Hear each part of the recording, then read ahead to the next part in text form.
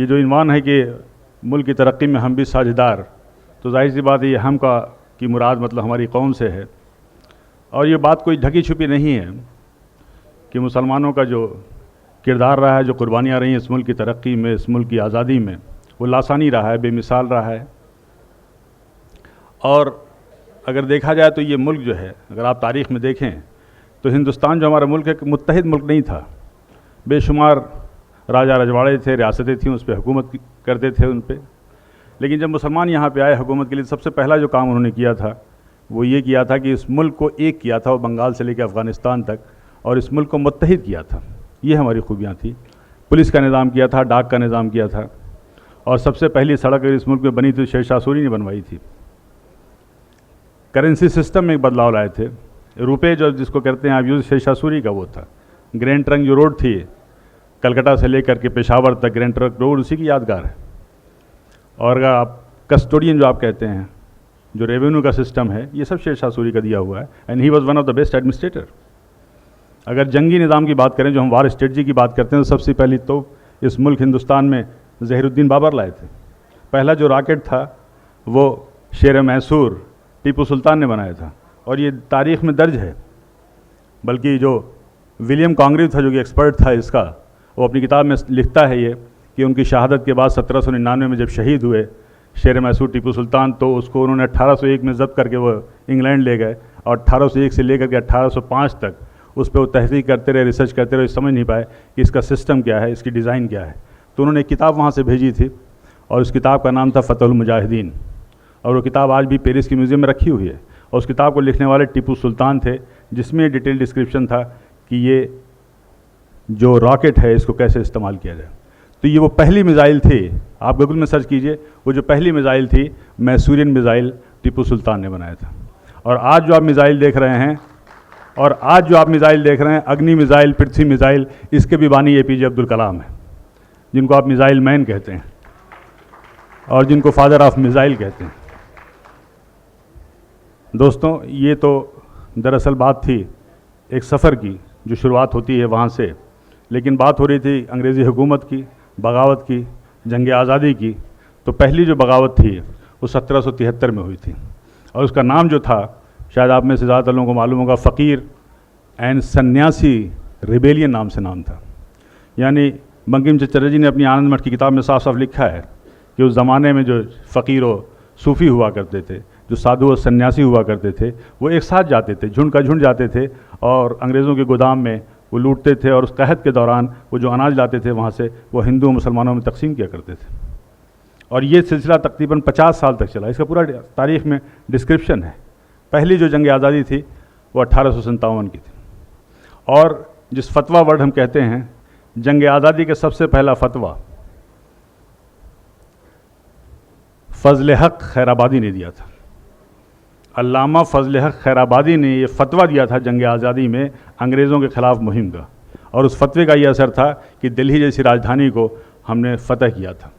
लेकिन उसके बाद से ये तारीख़ में लिखा हुआ है कि लेफ्टिनेंट जनरल हडसन लिखते हैं कि जब हमने दोबारा बड़ी मेहनत और मशक्क़त से दिल्ली को फ़तह किया, तो उस वक्त इंग्लैंड से एक ख़त आया था, एक टेलीग्राम आया था, उसमें साफ साफ लिखा हुआ था कि देखो ये जंग आज़ादी जो है 1857 की, ये जंग आज़ादी दरअसल उलमाए कराम की जंग आज़ादी, और उन उलमाए कराम के लिए बड़े फ़ख्र से वो लिखता है कि हमने न जाने सैकड़ों उलमाए कराम को बग़ैर किसी मुकदमा चलाए हुए फांसी दे दिया। और ये कोटेड है, तारीख़ के फिगर्स में बता रहा हूँ कि उस ज़माने में जिन 51,200 लोगों को फांसी दी गई थी, उसमें से तकरीबन 27,000 से ज़्यादा उलमाए कराम थे जिनको फांसी दी गई थी। ग्रोवर एंड ग्रोवर की हिस्ट्री की किताब है, उसका एक छोटा सा किस्सा बयान कर दूं मैं आपसे। उसमें लिखते हैं कि जब शहीद भगत सिंह को अदालत में पेश किया गया, तो उस भरी अदालत में एक अंग्रेज़ ने उनसे सवाल किया कि 800 साल तक मुग़लों ने हुकूमत की, तब तो आपने बम नहीं फेंका, और हमने सिर्फ 150 साल से हुकूमत की और आपने सेंट्रल लेजिस्लेटिव असेंबली में बम फेंक दिया। उसका बहुत अच्छा जवाब भगत सिंह ने दिया था कि देखिए, मुग़लों ने जो हम पर राज किया है वो हमारे दिलों पर राज किया है, और उन्होंने इस मुल्क को सोने की चिड़िया बना दिया है, और इस सोने की चिड़िया की चमक से आप 7 समुंदर दूर से यहाँ तक आए हैं। और यहाँ पे आने के बाद अगर आपकी हुकूमत को अगर एक लफ्ज़ में, एक लाइन में कहा जाए, तो वो ये है कि आपकी हुकूमत एक स्पंज की तरह है जो गंगा के किनारे हीरे और जवाहरात को चूस करके इंग्लैंड में जा कर के टेम्स नदी के किनारे निचोड़ती है और वो इंग्लैंड माला माल हो जाता है, और उस दौलत के माला माल होने के बाद उससे आप अपनी तरक्की करते हैं। मुग़लों ने, पठानों ने यहाँ नहीं किया, इन्होंने यहाँ की चीज़ों को यहीं पे खर्च किया, यहीं पे इमारत बनवाई और यहीं की धूल में अपने आप को मिटा दिया। ये था भगत सिंह का जवाब। और आखिर में भगत सिंह ने मुस्कुराते हुए कहा कि मैंने जो बम फेंका है इसमें न छुरी थी न केमिकल था, हमारा मकसद आपको मारना नहीं था। तो जज ने कहा फिर बम क्यों फेंका? तो उन्होंने कहा कि बहरों को सुनाने के लिए धमाके की ज़रूरत होती है, इसलिए हमने बम फेंका। ये थे शहीद भगत सिंह। हजरात, यहाँ तक कि वीर सावरकर की किताबों में भी लिखा है। वीर सावरकर ने अपनी किताब में जॉन मैकल्सन का हवाला देते हुए कहा था कि 1857 की जंग आज़ादी में अगर सबसे ज़्यादा किसी का नुकसान हुआ तो मुग़ल की जो आखिरी रोशनी थी, आखिरी बादशाह थे बहादुर शाह ज़फ़र का हुआ। और उन्होंने उसका जॉन मैकल्सन का हवाला देते हुए लिखा है कि एक बार उनको नाश्ते पे जब उनसे इसरार किया गया तो बहादुर शाह ज़फ़र ने कहा था कि मुझे ख्वाहिश नहीं है। उसके बाद से वो लिखता है कि हम लोगों ने उनकी आँख में जहरीले ऑइंटमेंट लगाना शुरू कर दिए ताकि उनकी बीनाई चली जाए। और उन्हें इस बात का इल्म था कि इस्लामी कानून में, इस्लामी शरीयत में कोई नाबीना अंधा शख्स कहीं का हुक्मरान नहीं हो सकता। और फिर वो दिन भी आया जब उनसे उनकी मर्ज़ी के ख़िलाफ़ नाश्ते में उनके प्लेट पे लाल मखमल से ढके हुए 3 सर लाए गए थे, जिनमें 2 सर उनके बेटों के थे और 1 सर उनके पोते का था। ये थी कुर्बानियाँ। क्या इस जुल्म सितम के बाद भी मुसलमानों के लिए कहना पड़ेगा कि जंग आज़ादी में शरीक थे या नहीं? क्या अब भी इस उन्वान की ज़रूरत है? अब भी इस प्रोग्राम की ज़रूरत है? क्या चांद सितारों की मौजूदगी के लिए बहस होगी? कतई नहीं। और ये वहीं तक का किस्सा नहीं है, बल्कि आप अपने पड़ोस में जाएं, अगर आप हिस्ट्री ऑफ यूपी देखें तो इसमें हिस्ट्री ऑफ अयोध्या भी शामिल है उस गज़ट में। अयोध्या में जब जंग आज़ादी के बिगुल फूंका गया तो सबसे पहला शख्स जो खड़ा हुआ था वो राम प्रसाद शर्मा थे, बाबू राम। उनके लिए सबसे पहले लब्बैक कहने वाला एक शख्स था वो काजी अमीर अली। तो बाबू राम शरण दास और काजी अमीर अली ने एक साथ जंग लड़ी थी और एक साथ अंग्रेज़ों से मुकाबला किया था। और अंग्रेज़ों ने यह अहद किया था कि अगर हम इनको पकड़ लेते हैं, अरेस्ट कर लेते हैं, तो एक ऐसी सज़ा देंगे कि आने वाली नस्ल याद रखेंगी। और बाबू राम शरण दास और मौलवी अमीर अली को जो फांसी दी गई थी उसमें फंदा एक था और गर्दनें 2 थीं। बाबू राम शरण दास की थी और मौलवी अमीर अली की थी।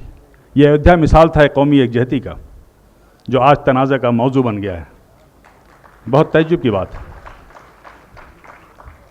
हज़रात। ये हमारी कुर्बानियाँ ये वहाँ तक महदूद नहीं हैं कि हमने सिर्फ आज़ादी दिलाने में इतने उलमाओं का फांसी हुई, लोगों ने अपनी कुर्बानियाँ दी, बल्कि आज़ादी के बाद भी हमारी कुर्बानियाँ जारी रहीं, हमारे मुल्क की खिदमत जारी रहीं। और एक जब आज़ादी के बाद पहली बार पाकिस्तान ने यहाँ पे हमला किया, पाकिस्तान से जंग हुई कुछ ही महीनों के बाद, तो एक नाम, एक हस्ती, एक शख्सियत और एक शहादत जो बहुत मशहूर है वो है ब्रिगेडियर मोहम्मद उस्मान। मैं इसलिए नहीं कह रहा हूँ कि मैं उसी खानवादे से हूँ, मेरा उसी ख़ानदान से ताल्लुक़ है, बल्कि मैं इसलिए कह रहा हूँ कि किसी भी आज़ादी के बाद किसी इतने बड़े ओहदे पे किसी शख्स ने मुल्क की सरहद पे शहादत नहीं दी है, उसने अपनी जान नहीं गंवाई। वो आज़मगढ़ के एक छोटे से कस्बे बीवीपुर में खान बहादुर मोहम्मद फ़ारूक के घर में पैदा हुए थे। मदरसे से तालीम हासिल की थी, लेकिन एक शौक़ था फ़ौज में जाने का, इस मुल्क की खिदमत करने का। और उसके बाद से वो रॉयल मिलिट्री एकेडमी, जो ज़माने में बहुत ही प्रेस्टिजियस एकेडमी हुआ करती थी, और इस मुल्क से सिर्फ 10 लोगों का सिलेक्शन हुआ था, उसमें वो भी थे। और उस रॉयल मिलिट्री एकेडमी को ज्वाइन करने के बाद उसके बाद से वो सेकेंड वर्ल्ड वार में उन्होंने बर्मा, अफ़गानिस्तान जैसे मुल्कों में गए, और वहाँ जाने के बाद से बड़ी कम उम्र में उनकी तरक्की हुई और ब्रिगेडियर हो गए। लेकिन इस मुल्क की खिदमत, इस मुल्क की हिफाजत उनका आज़म था। और जब आज़ादी के चंद माह बाद पाकिस्तान ने जो हमला किया, और कश्मीर में 2 जगह है, एक नौशेरा, एक झांझर, जो आर्मी की स्ट्रेटजी के हिसाब से बहुत ही अहम जगह हुआ करती है, उसको पाकिस्तान ने 25 दिसंबर 1947 को अपने कब्ज़े में ले लिया था। तब ब्रिगेडियर उस्मान ने कहा था कि जब तक मैं इन हिस्से को, इस चीज़ों को मैं वापस नहीं ले लूँगा, तब तक मैं ज़मीन पे नहीं सोऊंगा। हालांकि उसके पहले पाकिस्तान ने उनको 2 बार ये ऑफ़र दिया था कि ब्रिगेडियर उस्मान तुम पाकिस्तान आ जाओ और हमारे आर्मी के चीफ बन जाओ, और उन्हें पूरी तरीके से ठुकरा दिया था कि मुझे वहाँ नहीं जाना, मुझे अपनी सरज़मीन पर रहना है, और वो यहीं पर रहे। और चंद दिनों के बाद आखिर उनकी क़यादत में वो जंग लड़ी गई, और जंग लड़ने के बाद से उन्होंने नौशेरा और झांझर की वो सरजमीन हासिल की। और मैं आपको बता दूं ये कि उनकी क़यादत में, ब्रिगेडियर उस्मान की क़यादत में जो कश्मीर का हिस्सा जीता गया था, आज भी उतना ही कश्मीर है और आज भी वही हमारे मुल्क की सरहद है। उनके लेकिन 3 जुलाई 1948 को अब वो अपने कैंप में मीटिंग कर रहे थे। मीटिंग करने के बाद निकले, जाहिर सी बात है पाकिस्तान की फ़ौज के निशाने पे थे वो, और पाकिस्तान ने एक 25 पाउंड का गोला उनके ऊपर डायरेक्ट दागा और वहीं वो शहीद हो गए थे। हालांकि शहादत के वक्त उन्हें कहा था कि मैं तो जा रहा हूँ, लेकिन याद रखना कि इस सरजमीन का एक भी टुकड़ा किसी दुश्मन के हाथ में न जाने पाए। ये थे ब्रिगेडियर उस्मान, और इसके लिए बाद में उनको नौशेरा का शेर भी कहा जाता था और उन्हें बाद में महावीर चक्र भी दिया गया। हजरात, ये जो कुर्बानियों का सिलसिला है, चाहे मुल्क की तरक्की में हो या मुल्क की आज़ादी में हो, उसका अब जाहिर सी बात है उस सदियों की कहानी को लम्हों की ज़बानी में कैसे बताऊं। एक चीज़ जो मैं ज़रूर कहना चाहूँगा वो ये है कि तारीख़ें सिर्फ पढ़ी नहीं जाती हैं, तारीख़ें लिखी भी जाती हैं। तारीख़ हम जो पढ़ते हैं वो हमारे बाबा दाद के कारनामे थे, उनकी कुर्बानियाँ थी, उसमें हमारा कोई दखल नहीं है, उसमें हमारी कोई मुदाखलत नहीं है, हमारा कोई अख्तियार है। लेकिन आइंदा आने वाले दिनों में जो हमारी आने वाली नस्लें हैं, जो तारीख़ें पढ़ेंगी, वो हम क्या कर रहे हैं वो तारीख़ें होंगी। जो तारीख़ें हम लिखेंगे वो हमारी आने वाली नस्लें पढ़ेंगी। और मैं इसलिए भी ये बात कह रहा हूँ कि मेरा पुख्ता यकीन है, मरहूम निदा फाजली साहब के एक शेर में मैं समझ रहा हूँ कि आप तक ये पैगाम पहुँच जाएगा कि अपना गम लेके कहीं और न जाया जाए, अपना गम लेके कहीं और न जाया जाए, घर में बिखरी हुई चीज़ों को सजाया जाए। तो मैं सिर्फ ये कहना चाहता हूँ कि हमें अपने गिरबान में देखना होगा, हमें हालात पे नज़र रखी होगी, हमें अपनी ज़िम्मेदारियों को समझना होगा, हमें वो सारे फ़ैसले लेने चाहिए, वो कदम उठाने चाहिए जिसमें इस मुल्क का भला हो, इस मुल्क का मुस्तकबिल हो, हमारी कौम की फलाह व बहबूद हो। वरना हमारा आक़िबत पे भी यकीन है, क़यामत पे भी यकीन है और आखिरत पे भी यकीन है।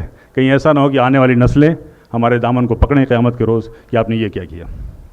और ये पैगाम है मेरा, ये मैसेज है सियासी रहनुमाओं से, मजहबी रहनुमाओं से। बड़े बड़े इदारे हैं, बड़ी तंजीमें हैं, बड़े आलिम दीन हैं लोग, बड़े बड़े दानिश्वर हैं, क्या क्या फ़ैसले लेते हैं। उस फ़ैसलों को लेते वक्त आपको ध्यान रखना होगा, आपको इस नज़र में रखना होगा कि इस मुल्क का एक मुस्तकबिल है, उस मुल्क के हक़ में सोचना है, और सदियों से जो हमारी कौमें रह रही हैं, जिनसे हमारे रिश्ते हैं, उनके हक़ में सोचना है, अपनी कौम के हक़ में सोचना है। और इस बात से मैं, इस पैगाम के साथ मैं अपनी बात ख़त्म कर दूँ कि ये जब्र भी देखा है तारीख़ की नज़रों ने, ये जब्र भी देखा है तारीख़ की नज़रों ने, लम्हों ने ख़ता की थी, सदियों ने सज़ा पाई।